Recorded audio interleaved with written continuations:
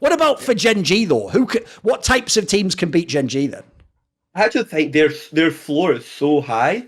Like they're actually one of those teams where it's like it's not. I hate to say it's impossible because it's BO1s, and I'll always say it's like some of the worst version of League of Legends to subject any like team to, but. It's how like low rep like GenG will accept losses and on their ego that like other teams like won't. What do you mean by that?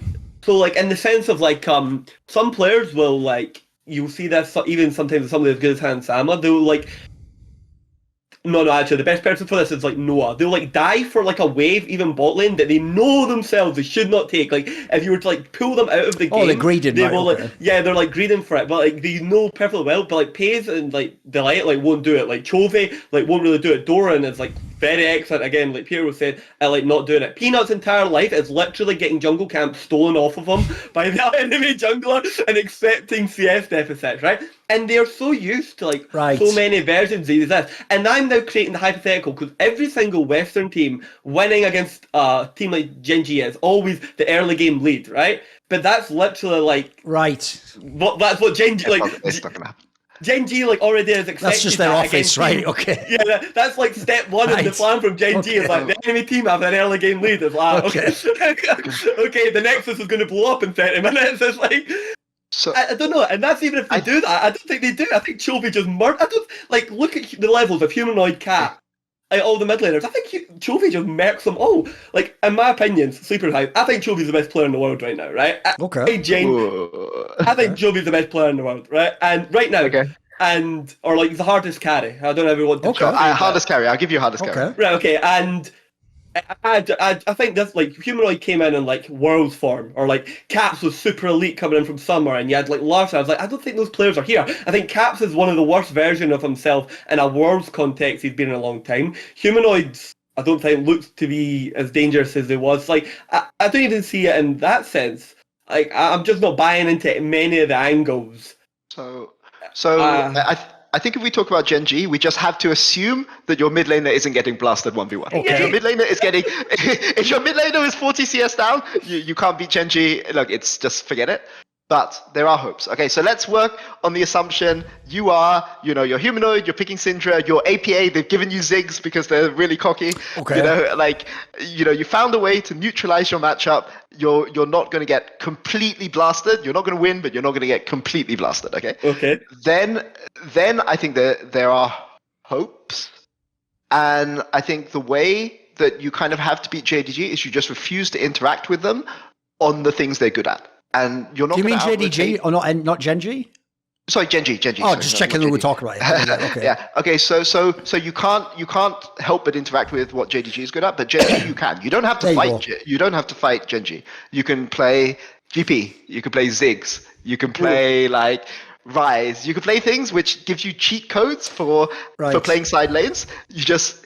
Static shift. Well, I mean, back when on static shift meta, you could even do things like Kai'Sa, right? Yes. Like just something which will Orb LeBlanc. One thing which just insta one shot the wave. Don't try to play their 3-lane setup, 3-lane versus 3 lanes, because you're not going to win. Like draft hard engage, draft things like if GP is supposed to be in the meta coming into this world. So like I think GP is a really good pick. Because Doran isn't the kind of guy who is going to like really punish the GP earlier, and if you're just using GP ults to clear the side lanes, then they're forced to come in. They're forced to team fight you, and I don't think this is an unbeatable team fight team. To be clear, like the way that they win is they bleed you out and then destroy you in a single team fight or in a single outplay, normally by Pays or Chovy. So I can see worlds where this team loses, but it's going to be through draft or it's going to be through scrims. Because actually, you can see the teams that GenG respects, and you can see the teams that they don't respect. Because their gameplay changes a lot. It changed a lot against the Chinese teams versus against other Korean teams, because they scrim those Korean teams all the time, and they know all the tools that right. So this is why you think, for example, famously, they didn't do that lower bracket run at MSI, is that they probably had already scrimmed people like BLG, and they essentially respected them too much and changed their play style. Right. Makes sense. Exactly. Yeah. So I can see ways that you can do it, but you need to either surprise them, you need to stop them being able to play their game, or you need to make them respect you. and none of those parts are easy. But it's what I like about that is respecting your gal. That's the bit I don't get. Keire, how does that happen? Here's the thing: that what's genius about what he explained there is like he did two where it sounded like he was telling you how to beat them, but he was actually explaining that you can't. So one, he goes, let's just assume your mid laner isn't down 40 CS, even though you're playing Chovy. So it's like, already that's ridiculous. But I get that. He is right. There's no conversation without that. And then step 2, though, is almost as bad. Because step 2, Keire, goes like this. You might be able to beat GenG in a BO1 in Swiss if you already beat them in 9 BO1s in scrims. Like... or like the right BO1 that fucked with their heads, which is like, in a way, that's actually harder than beating them in the BO1. Like, can I just raise a point here, Pierre? Didn't many of the European teams, GP, though not the above GP, previous GP, didn't it fix many of the top laners in Europe problems that they had? Yeah, but they didn't pick it. Yeah, and I mean, like here, this is the danger, right? The danger is you pick GP in scrims against T1 or KT, and Keen and Zeus murder you. Exactly. Then you don't pick it against Doran, who's the person you're supposed to play. Oh, yes, you're right. Yes, true. Yeah. And that is the problem. You can't get the right. You pick it against Ben. It's like, the game's over. Then you want to be playing it into 369. I can see all the angles. Yes. The problem is that I've lost a lot of faith in coaching staff in Western teams through the show and many of the implications, because when I look at like the amount of time that they're given to prep, and then you see some of the picks. Like, I massively respect Dylan. Like, some of the stuff I think it all speaks for itself. But like, because you have to pick a team and you have to try and like model it.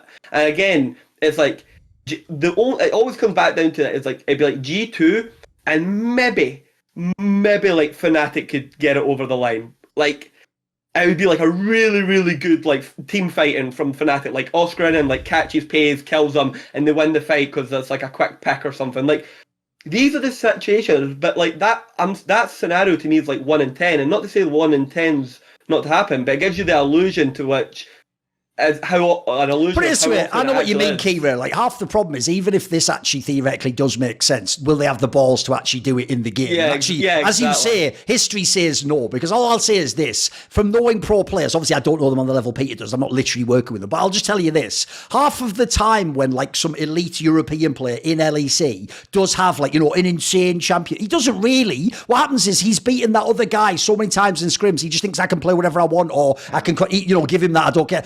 That feeling goes away when he's playing 369 or whatever. He doesn't say, give me that crazy pick now. He goes for the 2 comfort champions he won't look stupid on usually. Yeah, but I mean, I think it's also a bit in scrims, right? Like, I've seen Impact go international, and like he will just get blasted in scrims over and over again playing GP. Like, he will happily like get completely blasted because he knows he needs to do it on stage. Right. He'll just sit there like looking like a what a great mindset though. Yeah, what a winner. Yeah, Chad. But that's sick. I mean, the thing I will say about Impact is when we were at MSI last year, oh man, it's such a long time ago. Like, he obviously all the like up and coming top laners wanted to blast Impact, because he's Impact. Yeah, of course. And Impact would just pick the GP. He would pick the losing matchup. He would lose to them on scrims because he knew that he needed to get this up to scratch. And do European and maybe NA top laners have the mentality to keep doing this over and over again? I will say though, I think that the most likely European team to Western team to beat GenG is not G2.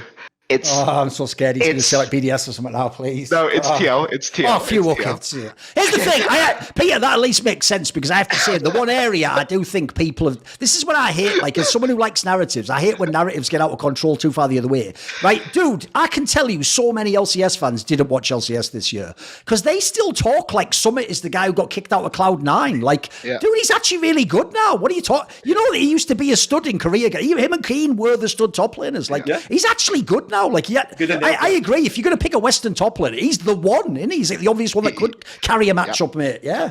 Yep. But for that to happen, APA has to have something that he can. Fair enough. Well, I mean, Ziggs is the obvious one. But, I mean, it's something like that. But I mean, he's recently his challenger in Korea. It's not like he's doing that badly, but like APA has to have something. I don't know what the pick is, but he has to have it. And if they do, then I can see that. But I can't see like Cloud9 beating Gen. Maybe it'll be AP Cogmore so you can use the passive a lot. As he's dying to Chove in lane. Like, actually, by the way, this is a lot. AP Cogmore is a little bit of unexplored tech into Chove because he does. Joke. Yeah, it is actually no joke because he does like to use not overuse Azir, but like I would love to see a really good AP Cogmore into Chove. I think a lot of people would be surprised with the results on that. But again, we're now pulling some fucking dark technology. Yeah, but we've got to do. That's what we've got to do, haven't we? Spoiler that, you know. But I've got a better one. Cogmore, Varus, Xerath. Obviously, Ziggs if they get it. But the one thing that was picked in Europe, which I think can actually be interesting, is Ezreal. Which was picked a lot in the ERLs, and I don't know how good Ezreal is. You know, like Vito is not a renowned Ezreal player, but you know, if that is a pick that you can pick and get away with, then that is a way that TL can win. But Raynova and Dodo aren't sitting there like doing nothing, right? So let's see what they've got. But that's a matchup I would be really interested to see in an early round. Obviously, I don't want to see this in a best of 5, but give me this in a best of 1. You know, I'm up for it. Let's see what TL have. See more cool, funny, interesting clips based on topics from my content? Well, subscribe to this channel then, or, you know, be a pleb and don't.